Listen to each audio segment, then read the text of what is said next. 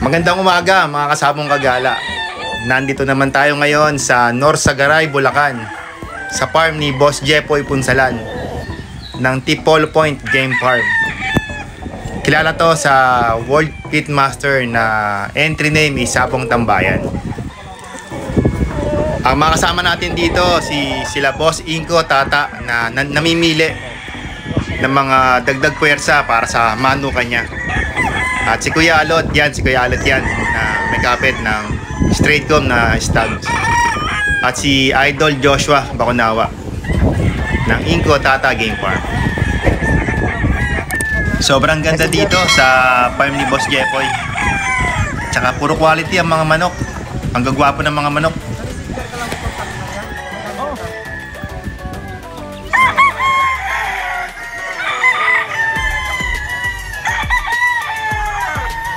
Tipolo Point. Ito yung 360 view na tinatayuan natin ngayon.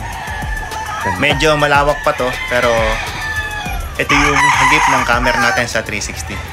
Maganda yung paligid dito, nakaka-relax. Parking area ng Tipolo Point. Isa to sa mga napapanood natin na entry sa matinding labanan ng WPC. Ang entry name is Sabong Tambayan. Minsan Genex Sabong Tambayan. Richard Mora.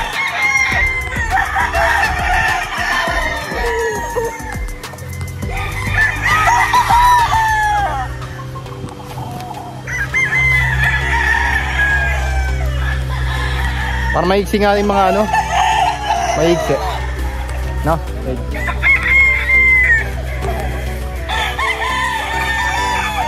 Mini Boss Inko Materiales.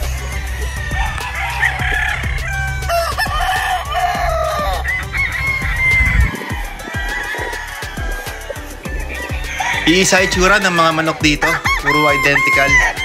Mga lemons and round heads yung mga bloodlines sa mga nandito. Ang gagwapo, tsaka napakaganda ng lugar. Akala mo nasa golf course tayo. Ayan, si Boss Inko namimili. Tinitignan din niya yung mga tayo, tindig ng mga kukunin niya ng mga materyales.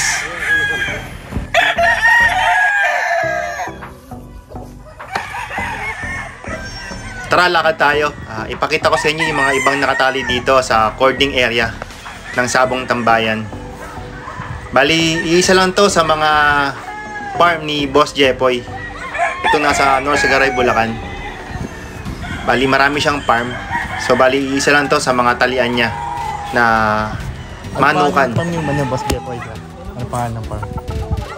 Hindi ko alam.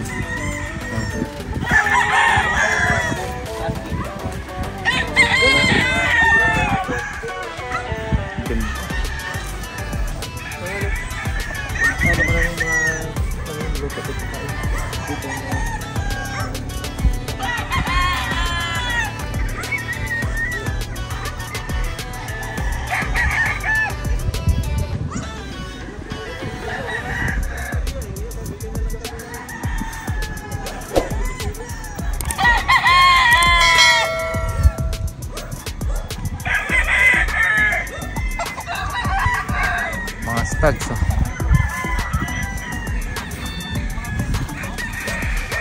Parang nasa golf course.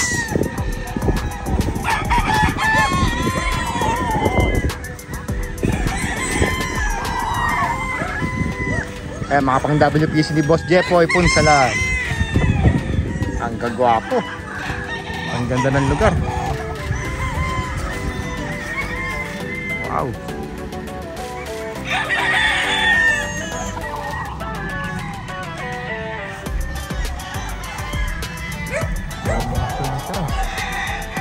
Ganda ng tsura.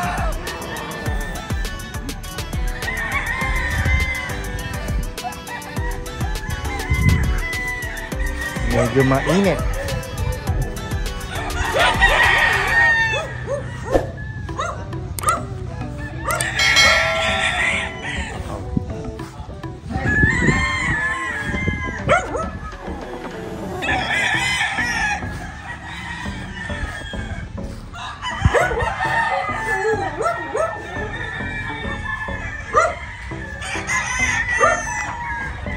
May color coding pala yung TV, no?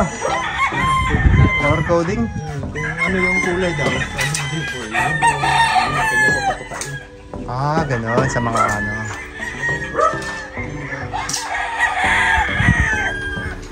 Parang nasa Gold Coast dito eh.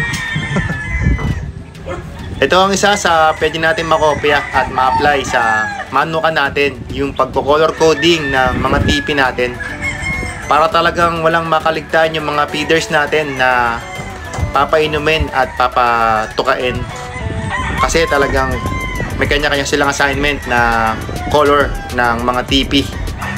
Napakagandang idea nito. Pipili si Boss Inko ng mga materyales dito sa Tipolo Point Game Farm ni Boss Jepoy Punsalan. Ay, ito yung manukan niya. Ganda.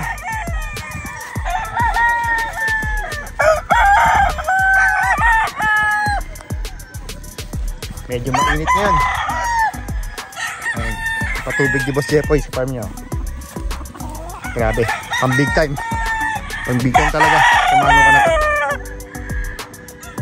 Medyo mainit lang. Napakainit. Habis natin, habol tayo sa kanila.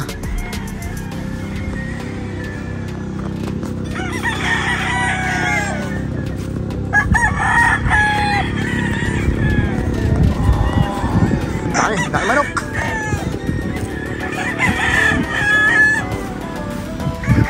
Namimili si Boss Inko. Si Boss Inko to.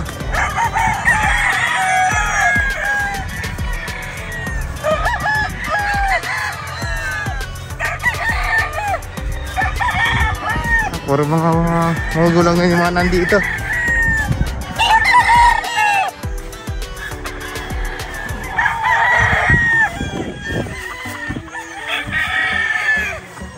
Diyan tayo galing.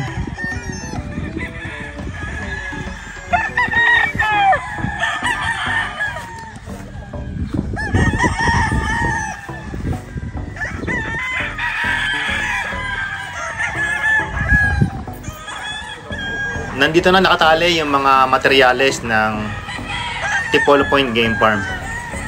Isa itsura ng mga manok, no? Isa itsura. Ano laki niya, kuya? Mga lemon po yan. Lemon? Sweater lemon o lemon lang talaga? Lemon pure. Mga pikom na mga round head niya. Ito yung sama ito. Hinahanap ni Boss Inko yung mga picom na mga roundheads naman. Isa itsura ng manok, puro lemon. Lemon blood. Pinakamatandang broadcast niya na ano. Saan tayo sa kanila? Ayan, napapansin nyo, no? Puro dilaw naman ang mga TV dito. Kanina sa pinasukan natin, kulay green. Ngayon naman, puro dilaw. Grabe. Tipolo Point ni Boss Jepoy Punsalan. Ang gaganda ng itsura.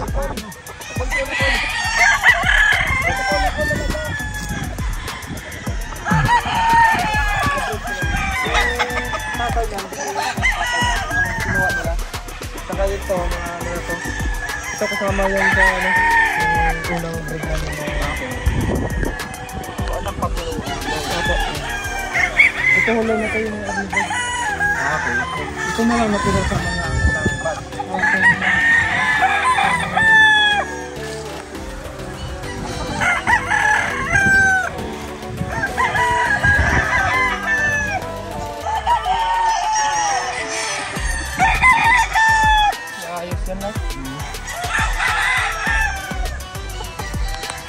Namimili si Boss Inko. Mga ilang taon na to? Mga ilang taon na to? Nagsisimula ng sumipat at kumilati si Boss Inko ng materyales.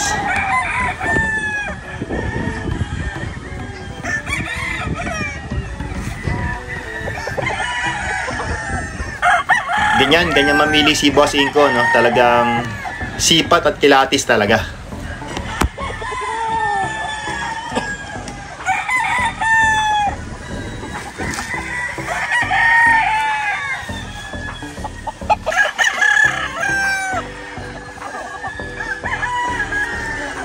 Ito yung tatay. Ito yung tatay ng mga ganyan. Opo. Welcome!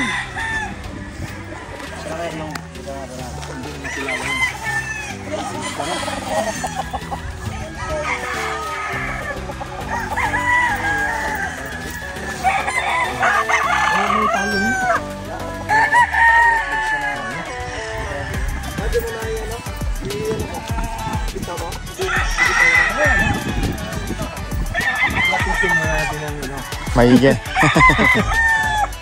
Lemon din yan, Dar. Lemon. Lemon yan, lemon. Ayun pala yung mga babae. Nasa ano? Yung nalo mo? Tigasan at saka tuhit. Yung nakaraan mo may sabtong na yung tuhit na. Wow, nice view. Grabe, ang ganda ng paligid. Ang ganda ng view dito. Hindi lang manok ang maganda rito, pati yung lugar. Napakaganda ng lugar. Nasa Norsogaray, Bulacan kami ngayon. Sipat kila atis talaga. Yan, ganyan mamili si Boss Inko.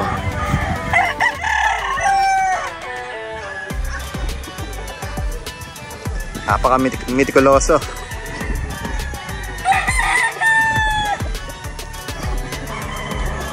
Pero matangkad na siya, no? Lemon, no? Tumangkad na. Ah, tangkad, oh.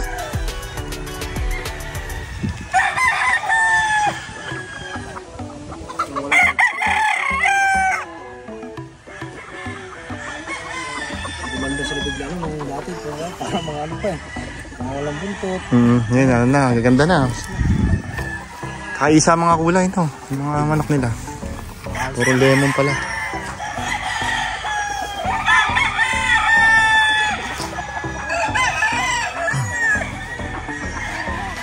Mamaya punta natin yung ruweda, pati yung mga hardening pen nila.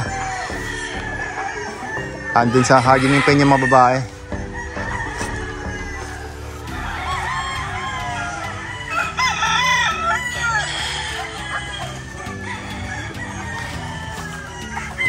Si Boss Jepoy, Sabong Tambayan ang entry, no? Si WPC. Sabong Tambayan.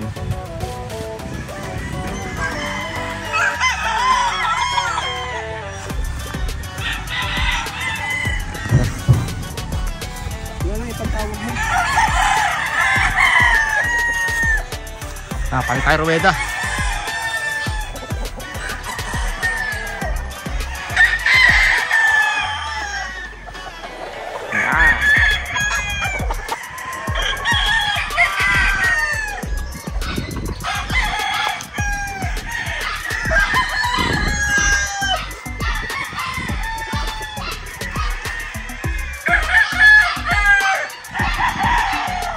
Bulik magbabalik. Laki.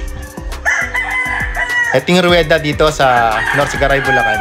Tingnan natin yung mga manok na mga nakatali dito at yung mga nakalagay dito na mga kinukondisyon nila. Nandito rin daw yung mga ibang mga winners nila. Sobrang laki ng ruweda. Talagang pwedeng mapaglagyan yung gilid nito na mga kinukondisyon. Ano to, boss? Mga kinukondisyon na? Lahat ng mga nandito ka. Mga kinukondisyon na.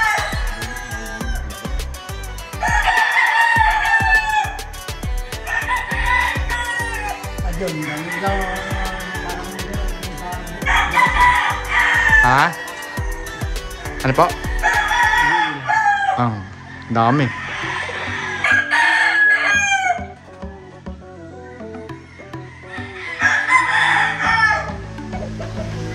Pogi.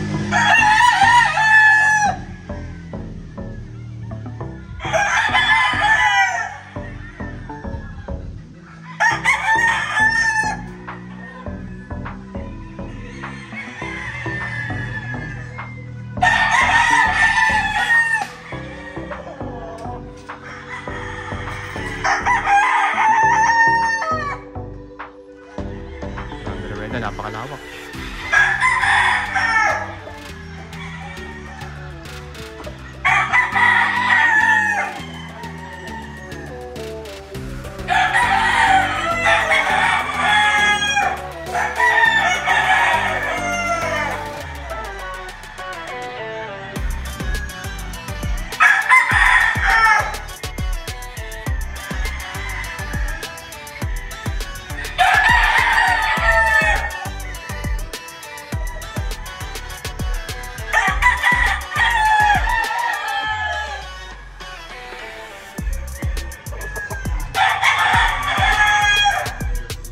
pa mga winner na.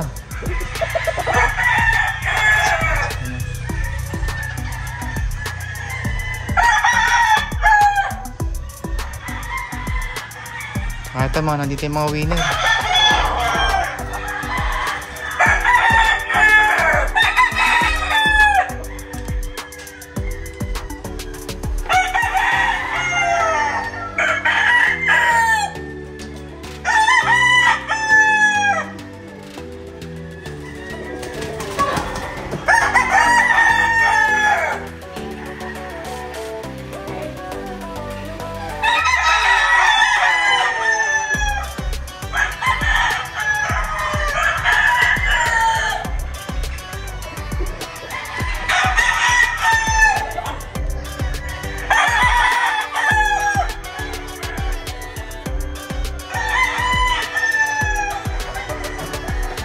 Meron pala yung mga winner eh. Oh.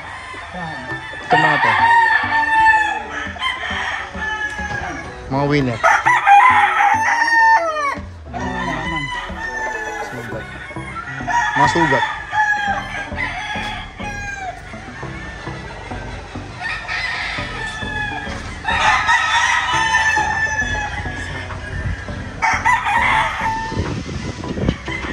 Ito ang top view at mountain view ng cording area. Sobrang fresh, tahimik, talagang puro manok lang yung maririnig nyo, mga tilawak lang ng manok. Napakagandang lugar dito sa Norzagaray, Bulacan. Napakalawak. Talo. Hindi yung paano manok ng ayat ng alaban. Sota? Sota ba yun?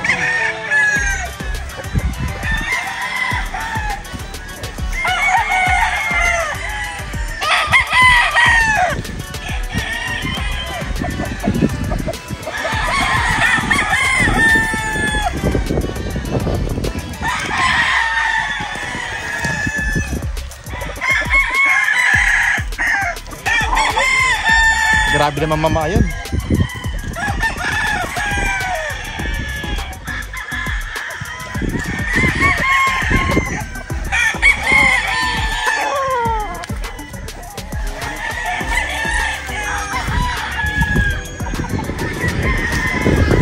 Nakapili na si Boss Inko ng dalawang broodcock. Isang P-comb at isang straight comb. Napakagwapo nung pinili ni Boss Inko.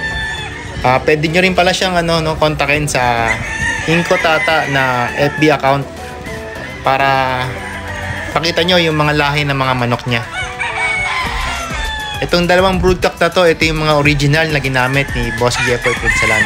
Dahil kaibigan niya si Boss Jepoy, kaya nakuha niya yung mga original na materyales ni Boss Jepoy.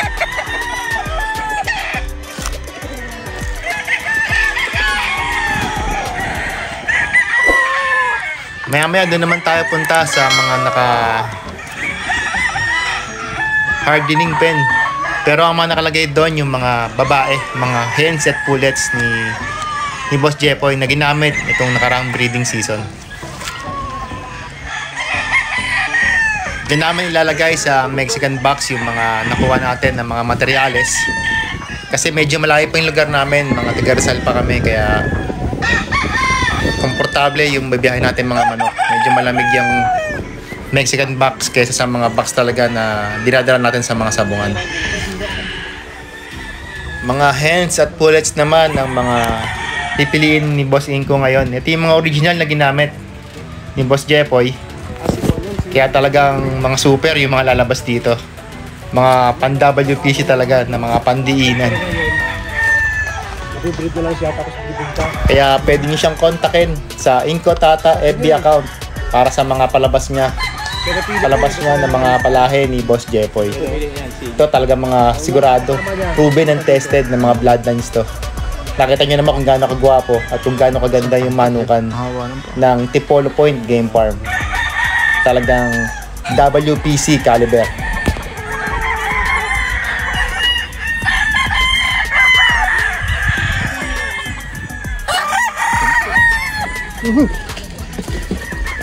Galat pa ako.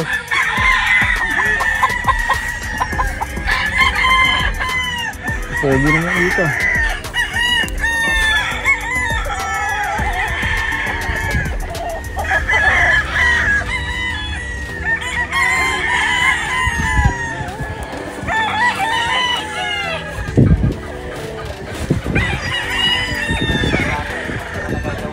Na-i-box na natin yung mga napiling natin materyales, no?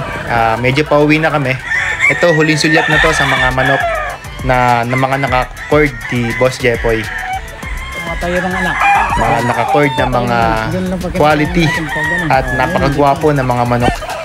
Huling sulyap, Gwapo naman dito. nakasabong kagala. Ano? Yung isa kulay oh. Ang derby talaga eh.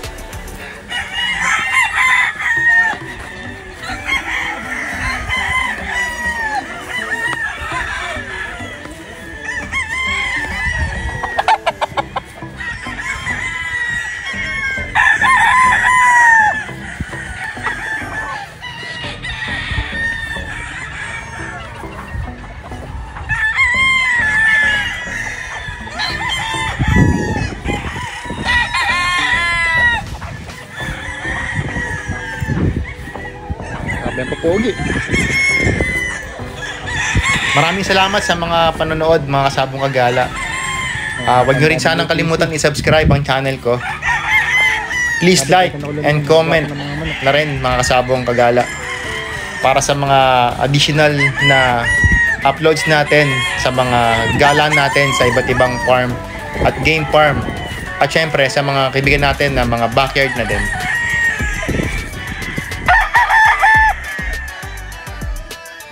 Shoutout kay Boss Inko Tata ng Inko Tata Game Farm at si Idol Joshua Bacunawa at Idol Ed. Shoutout din kay Boss Bernie Gerardo at kay Idol Alot na mga tiga Buso-Buso, Rizal.